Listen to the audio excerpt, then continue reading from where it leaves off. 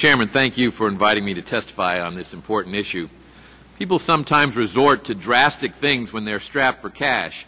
However, it's unfathomable that Congress would consider legalizing a currently illegal activity that imposes harm on the most vulnerable members of our society just to raise money for more big federal government spending.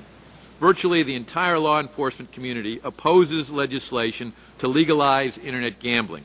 In the 109th Congress, 49 attorneys general sent a letter of strong support for the legislation that eventually became the Unlawful Internet Gambling Enforcement Act. In the 110th Congress, 45 attorneys general sent a letter opposing Representative Frank's legislation to legalize Internet gambling. This Congress's iteration of the bill is strikingly similar to the previous legislation. Just last week, U.S. Attorney General Eric Holder stated clearly the Department of Justice's opposition to legalizing Internet gambling. During testimony before the House Judiciary Committee, he declared, and I quote, "We do not support the legalization of offshore gambling. When one looks at the negative impact that has had on the lives of individuals, the potential it has for problems that it might create even on a community-wide basis, it just seems to us that is not something that we would necessarily want to support." H.R. 2267 also guts federal criminal laws, including the 1961 Wire Act, which prevents sports bets and other types of bets and wagers from crossing state lines. Traditionally, states have had the authority to permit or prohibit gambling that occurs within their borders. However, H.R. 2267 turns states' rights on their head by presuming for the first time that gambling activities are legal everywhere and places the burden on states to affirmatively opt out. In addition, the revenue estimate by the Joint Committee on Taxation that the bill will raise $42 billion is premised on trumping current state laws. The JCT explicitly states that when calculating the $42 billion estimate, it assumed that no state or tribal government will be permitted to limit federally licensed Internet gambling operators from providing online gambling services in their jurisdictions.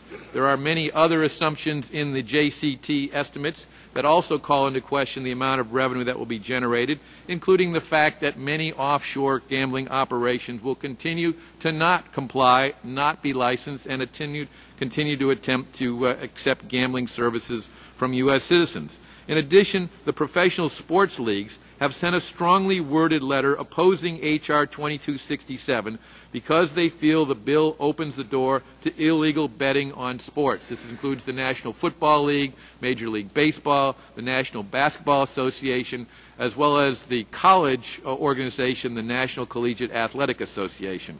Contrary to what many in the gambling community would lead you to believe, gambling is not a victimless activity. The anonymity of the Internet makes it much easier for minors to gamble online. Furthermore, online gambling results in all the social and economic ills that are associated with traditional forms of gambling. In fact, I had a college-age constituent fall prey to an Internet gambling addiction. Faced with insurmountable debt from Internet gambling, he took his own life. Unfortunately, financial ruin and tragedy are not uncommon among online bettors. Family groups like Focus on the Family Research Council, and many, many others oppose this bill, as do a wide array of religious organizations across the spectrum. You also need to know that a broad coalition of these organizations include not just those traditionally considered conservative. They oppose the legislation as well. There is also bipartisan opposition in Congress to efforts to legalize illegal Internet gambling activity. Specifically, in 2006, 317 bipartisan members of the House, including Speaker Nancy Pelosi and Majority Whip Jim Clyburn, voted in favor of the strongest ban on Internet gambling to date. That bill contained, among other provisions, the Unlawful Internet Gambling Enforcement Act, which H.R. 2267 seeks to overturn. In addition, a recent poll shows that 67% of the American people oppose overturning current law to allow Internet gambling.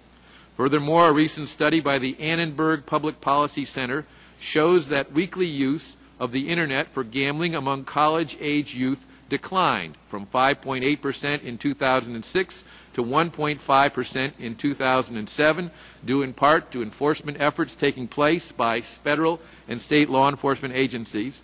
The year after the UIGEA was enacted, perhaps even more promising, among males aged 18 to 22, those who reported some type of gambling on a weekly basis and who also reported at least one symptom of problem gambling dropped from 20.4% in 2006 to 5.9% in 2007. This study illustrates that overturning current gambling prohibitions to generate new revenues will place the burden of paying for new government spending squarely on the backs of our nation's problem gamblers and youth. Thank you for permitting me to testify today to explain some of the reasons why the federal government should not legalize Internet gambling. And Mr. Chairman, if I might, I'd ask that the letters from the National Association of Attorneys General in 2006 and 2007, as well as a summary of the social costs associated with decriminalizing Internet gambling in the U.S., and a letter from the Federal Bureau of Investigation to the ranking member of the House Financial Services Committee, explaining a multitude of reasons why technology cannot be used to properly regulate Internet gambling, be made a part of the record.